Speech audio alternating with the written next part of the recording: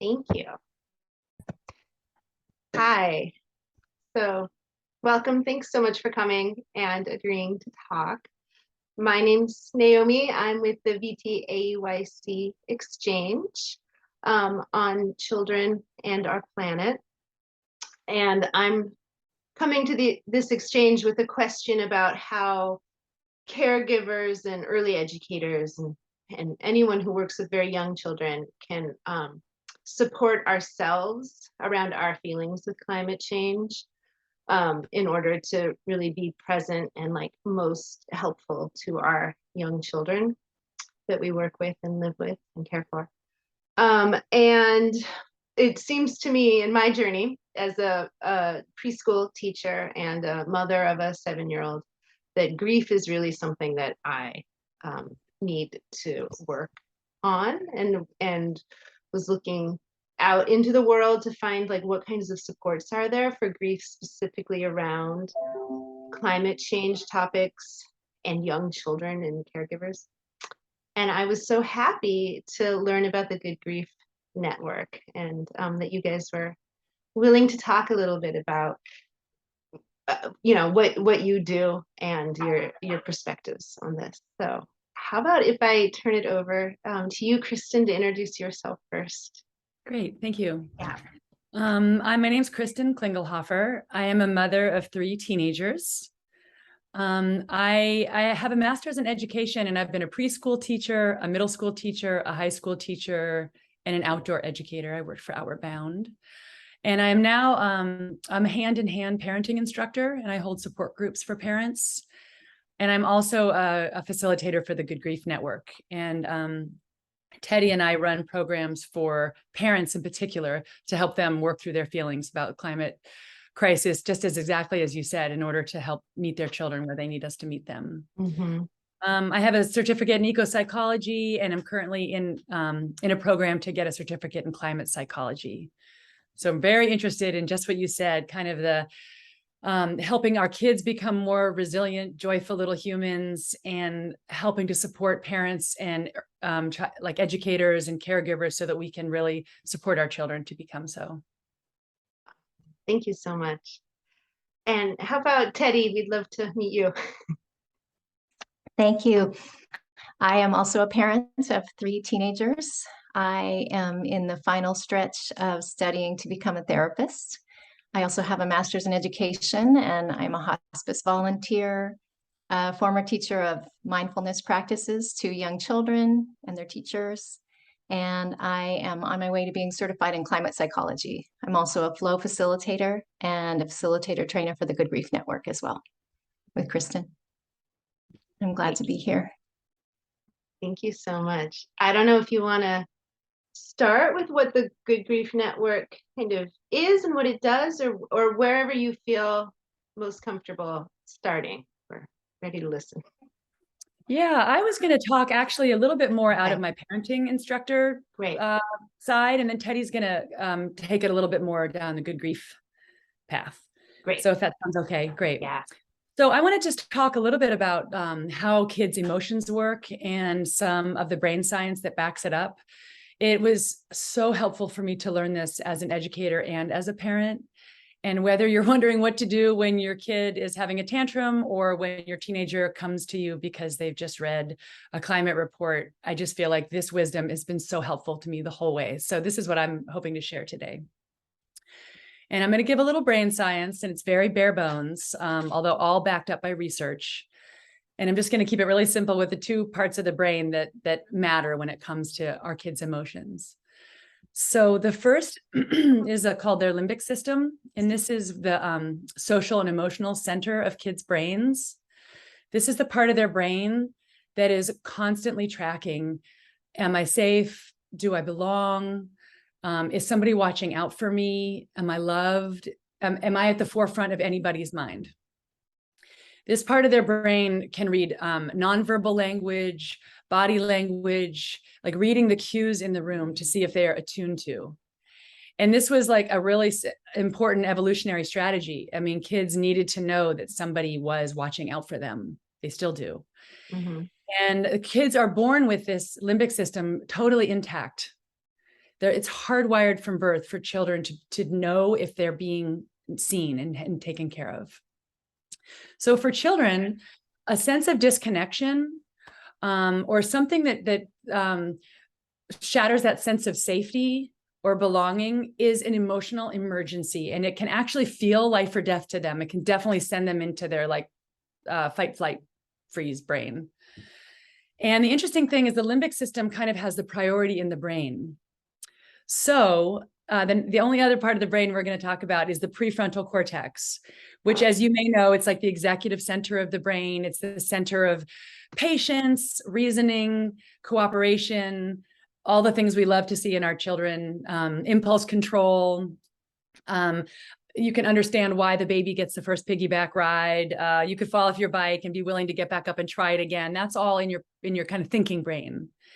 And I'm sure everybody has seen this in our children. Like, our children know how to cooperate and share and be fair and be loving. So what's interesting is that part of their brain is fed by a sense of connection.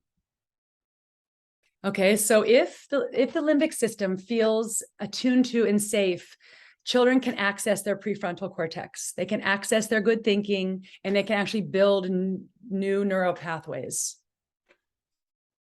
Okay, and if they, for whatever reason, feel a sense of disconnection, then, like I said, the limbic system kind of hijacks the brain, and it's like the door closes. It's literally physiological, like less blood flow goes to the brain. Which is why when your child's having a tantrum and you try to explain to them that you're sorry their ice cream fell and you can get them another one when you get home, and they can't hear you. They can't, they're not in that part of their brain. Okay, so these neural pathways are forming when their limbic system is in this flexible state and their brain is fed by this connection. And this kind of explains why, like, some days your child might be okay sharing, or if their toy breaks, or if they have to be patient and wait till after dinner to have dessert. And other days, if there's a corner broken on the edge of their cracker, they lose it. Not about the toy or the cracker. It's all about the state of their limbic system and how they're feeling in there. So there's a psychiatrist and an author named Dan Siegel who has a really great visual for this. And he says, like, this is your limbic system, which actually is seated in the center of your brain. And then this part on top that kind of folds forward is the prefrontal cortex. And so when kids have this emotional emergency, or for whatever reason don't feel safe, he calls it, they flip their lid. And then there's no more connection between the center of the brain and the thinking. This part's inaccessible. Okay. And that what can cause that disconnection can be something really big, like a sibling being born, or a parent being out of town for a week, or starting school. Or it can be something really small, like you're playing with your kids and everybody's happy, and then you sneak off to go answer the phone, and all of a sudden they blow up and are hitting each other. Some kids are really sensitive, and it doesn't take much for them to feel that sense of disconnection. And also they can, like, bottle up a lot of those kind of hurts. And then sometimes that really flips their lid, like at the end of a school day. That's why a lot of kids have a hard time then. So one thing that's kind of a relief is that the goal is not to prevent the sense of disconnection or prevent kids from flipping their lid. It is going to happen many, many, many, many, many times. Siblings are born. Parents have to answer the phone. It's going to happen.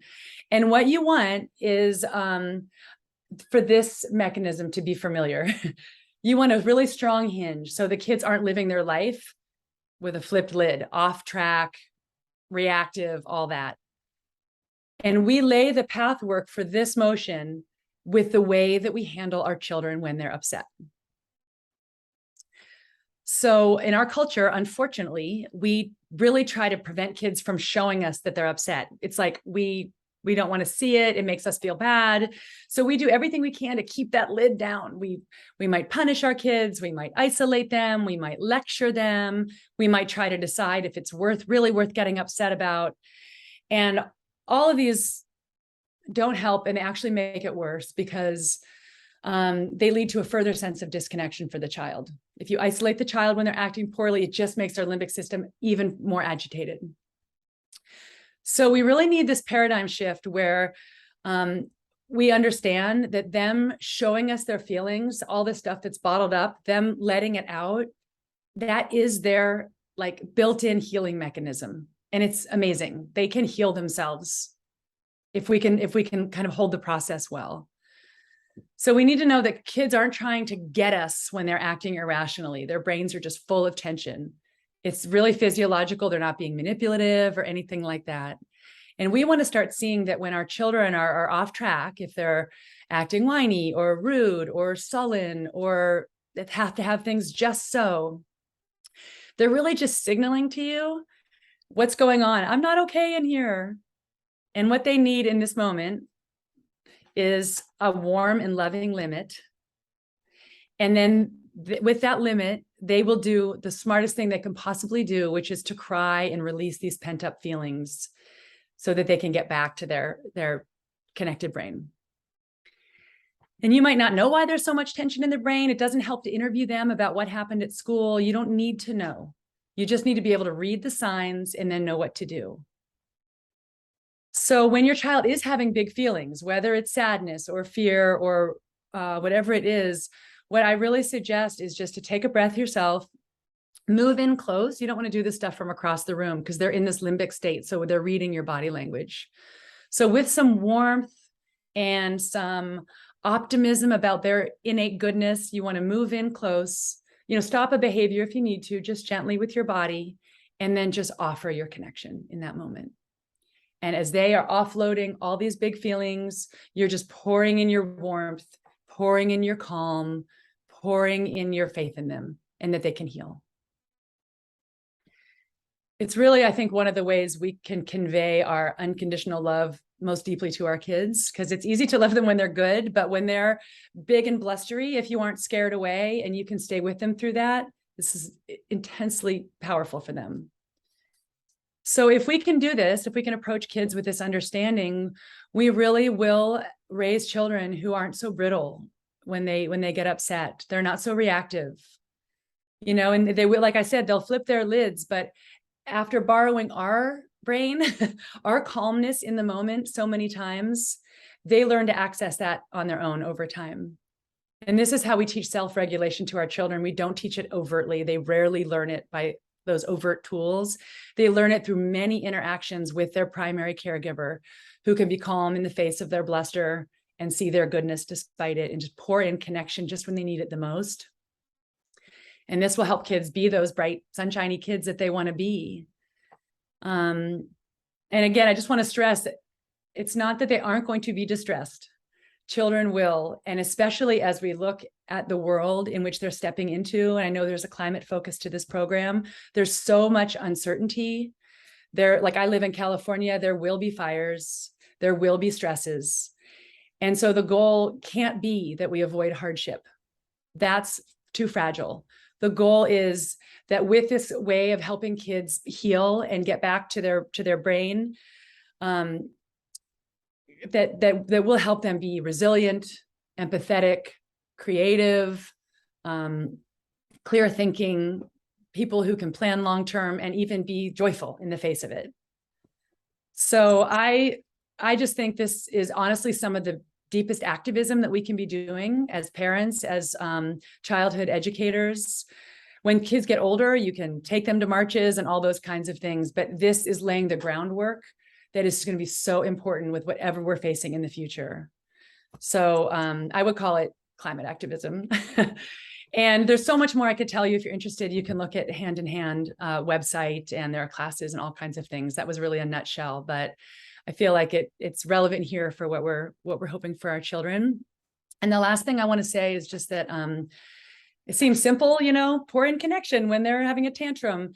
It is not easy to be that loving, calm presence, because taking care of children is hard. It is drastically under-supported. It's exhausting, and the world is throwing a lot at us these days. So we need to keep ourselves in really good shape in order to do this. And for that, I'm going to pass it over to my friend and colleague, Teddy. Thank you so much for that, Kristan. Wow. I wanted to say that as adults, we have so much information flying at us these days from the news, from social media.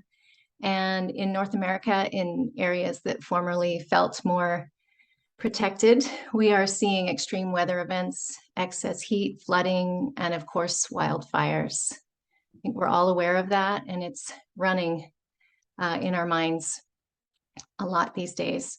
In our 10-step eco-distress climate grief groups through the Good Grief Network, we have people coming in very activated with high anxiety or distress, some in anger or outrage, and a lot of people feeling numb or detached or even emotionally paralyzed around this topic. They don't know what to do with it. What most people seem to have in common who are feeling this deeply or trying not to feel it is a feeling of isolation and loneliness and an inability to talk about it. People say they don't want to be the buzzkill at the dinner party by bringing these things up. According to a 2022 survey conducted by the Yale Program on Climate Change Communication, 64% of Americans said they were very worried or somewhat worried about climate change, but 67% of those surveyed also said they rarely or never discuss the climate crisis with friends or family. So that leads us to understand that people are facing all of these big emotions or trying not to face them, and their fear for the future and for children's futures all alone. So we're seeing a lot of isolation in this area. People who have children, people who work with children, people who love children are asking, what should I do? Which is a great question. Through our work with Good Grief Network and other areas of study, we believe that starting instead with how do I feel is an important shift. Parents and educators often feel the crises of our world with a personal intensity because of children who we love and care about in our lives and who have so much future ahead of them. And this can lead to all kinds of heavy or uncomfortable feelings. And our culture, even our family and friends, don't always welcome these feelings. So what do we do? One of the most important things we can do for children is to work on recognizing and metabolizing our own feelings about these big changes in the world. When we have unprocessed fears, grief, guilt, anger, numbness, a whole variety of heavy, difficult emotions, it makes it hard to really show up for children and in meaningful ways elsewhere in our lives. So when those feelings come out into the open air in some way, when we have a chance to, or the determination to look under that numbness or paralysis and allow the big feelings, grief or anger, fear, whatever comes, a process tends to begin that allows us to eventually tune in to our own wisdom and clarity. Referring back to what Kristan said, we have this gesture in our own minds. So a connected brain. When we allow ourselves to digest our own emotions, we are more open to truly meeting children where they need us. As they say in therapy school, if we can feel, we can deal. And so what we recommend is finding a way to break the isolation that many of us are feeling. It helps to find adult-to-adult support, someone who's willing to listen and not fix or advise or minimize how you're feeling. That could be a colleague or a friend. It could be as simple as taking a walk together and agreeing that one person will talk and the other person will listen, taking turns for 15 minutes each without commenting or doing all those things that we are geared to do, like giving advice or saying, oh, it'll be okay, just listening and maybe just saying thanks for sharing and then switching. It's a big muscle to build to be able to bear witness to one another in these times. The Good Grief Network offers 10-step groups where people have an opportunity to break isolation and connect as well. That's another resource. The second thing we recommend is to do the things that help regulate or calm your nervous system. And there are so many choices here, from taking a few breaths, even one breath in a particularly triggering moment, to grounding yourself with very specific breathing exercises. There are so many out there. There are silent or wonderful guided meditations. There are so many free ones available online. I love the ones from the Center for Mindful Self-Compassion, particularly. You can dance wildly alone in your bedroom to great music, or do something playful for yourself, however that looks. If play is not happening so much in your life, to drawing or doing some art, journaling is a wonderful way to do stream of consciousness expression of what's inside, or to do an exploration of what's inside. You may not know. To going outside and spending 20 minutes walking or sitting in nature, which can cause a great shift in your day, and particularly in your nervous system. You can find the things that you like and write them on a sticky note and post them on your refrigerator to remind yourself to do them regularly, and anytime when you're feeling anxious or numb or out of sorts. And on that note, we also recommend that you do the inner work of noticing what you do when these big feelings come up, when you're triggered. You may get really busy, or you may find yourself comfort eating, or you may find yourself zoning out and on your phone, doom scrolling, or being on social media. You can start to notice when these things are happening and work on expressing yourself through sharing with a good listener, or journaling, or doing an activity that you've chosen to help regulate and calm your nervous system.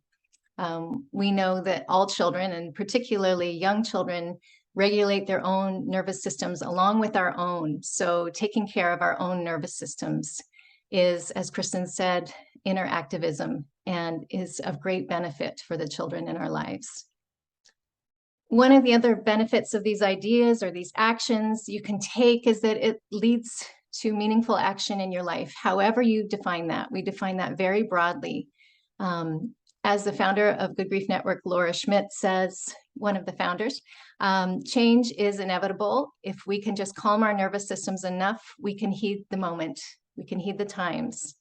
And Kristan, I would like to add, then we can show up the way we want to for the children in our lives. Thank you.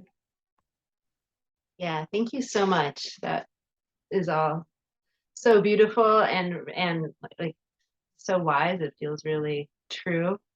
And as I listen to it, I also think like, oh, that's so much work on myself. Like I need to reparent myself to get my limbic system connected back, you know, so it's not flipping its lid, so that my hinge is strong, which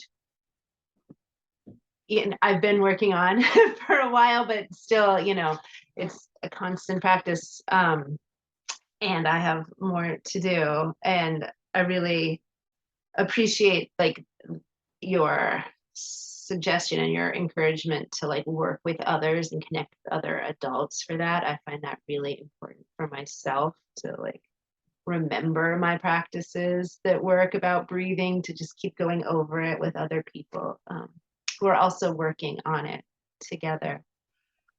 But it also makes me think of a question. Like, I have been in places before, and I'm not so much there now, but I have been in places before where something will happen and I'm with a child, like usually my child. It's when I feel the most vulnerable. And something happens, like maybe he'll ask a question like, will there ever be a winter without snow, is one that I remember just tearing up. And the more I wanted to make that feeling go away, so I didn't like give any of my anxiety to him, the weirder, the more shut down I kind of got. Yeah. And I just didn't know where to go with that. Should I try to hide it? Should I just say, I'm just feeling sad right now? Or, you know, do you have any tips for like that in the moment, like breathe? But he would have immediately like noticed, like, mom's acting weird.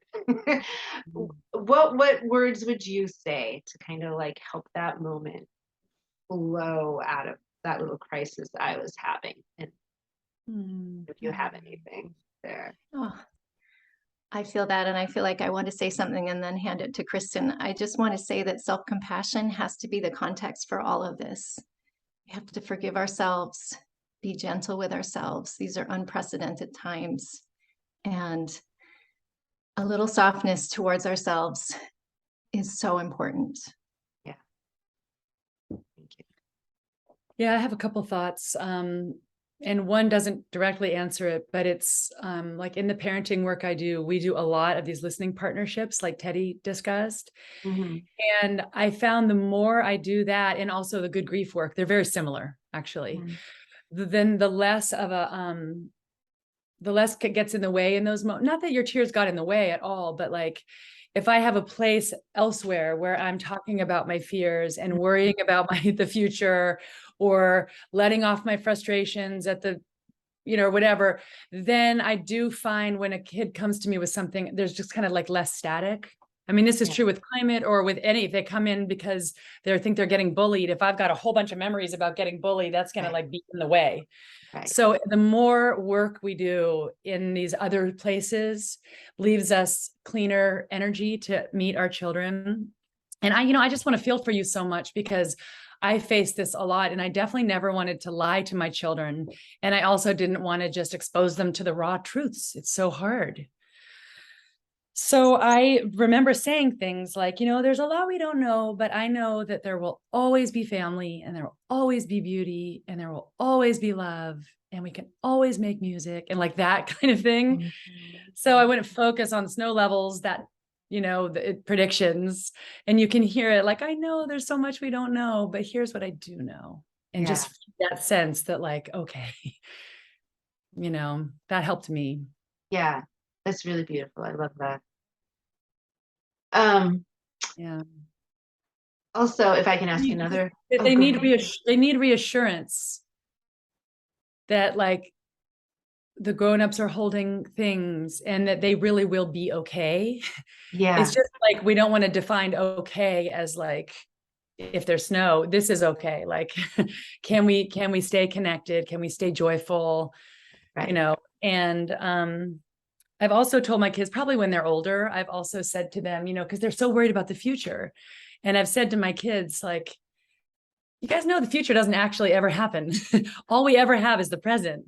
And Mhm. like, there's all kinds of problems. And look at us, we're singing together and we're rubbing each other's feet and we are connected, and we can always do those things. Like we always ever just have this moment, because the future can just loom.